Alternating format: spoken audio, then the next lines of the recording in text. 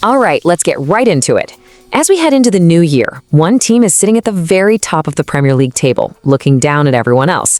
And for Arsenal fans, well, this feeling is a wild mix of pure excitement and, let's be honest, a whole lot of nerves. So that's what we're breaking down today. Is this finally the year they see it through? Or are we all just watching a painful instant replay of last season? Yeah, this is the question on everybody's mind, isn't it? They've built up a nice lead, they're playing some absolutely fantastic football, but that shadow of what happened last year is still kind of hanging around. So what makes this time different? Let's actually unpack it, starting with their most recent and maybe their most important performance yet.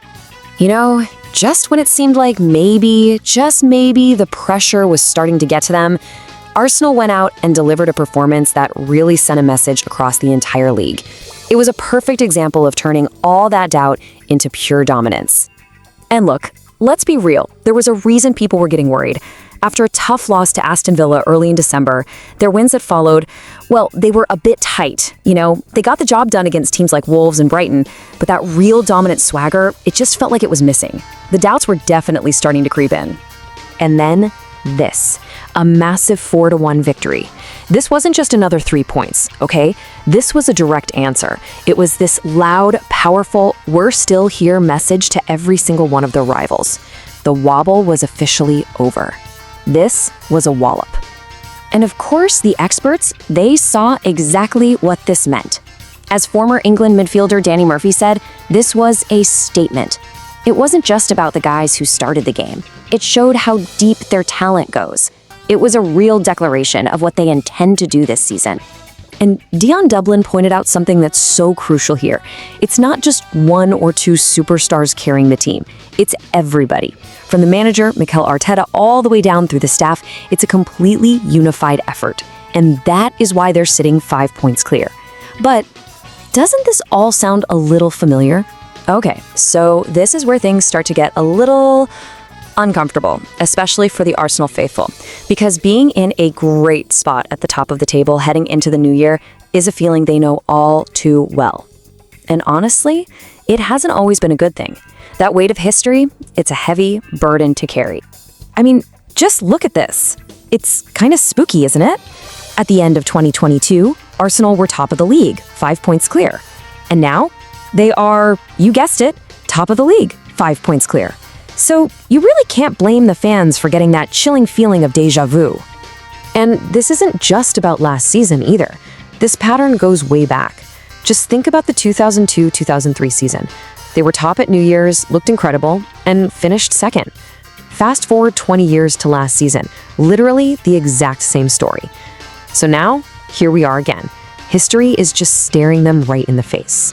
Now, this is really fascinating because it puts it all in perspective. If you look at the entire history of the league, being on top at the end of the year gives you about a 52% chance of actually winning the title. So yeah, it's basically a coin toss from this point on. It is far from a done deal. And man, this quote from Jamie Carragher it hits the nail on the head, doesn't it? The anxiety is totally understandable. I mean, it's been over 2 decades since they won the league. But he's saying the real pressure cooker, the time when you should really start biting your nails, well, that's still a few months away.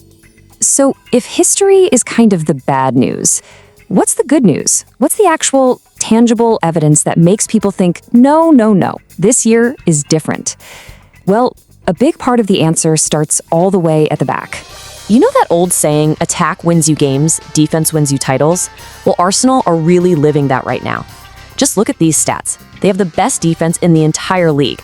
They've only let in 12 goals in 19 games. That's the lowest of any team. And get this, it's 5 fewer goals than they had conceded at this same point last season. That is the foundation you build a championship on. And the absolute heart of that rock-solid foundation, it comes down to these two guys right here, Gabriel and William Saliba. Their partnership in the center of that defense is the bedrock of this entire team. That big statement when we talked about, that was actually the first time they had started together in a while. And boy, could you see the difference. And I think Danny Murphy just describes what they bring to the table perfectly. It's not just about making tackles. With them, you get everything.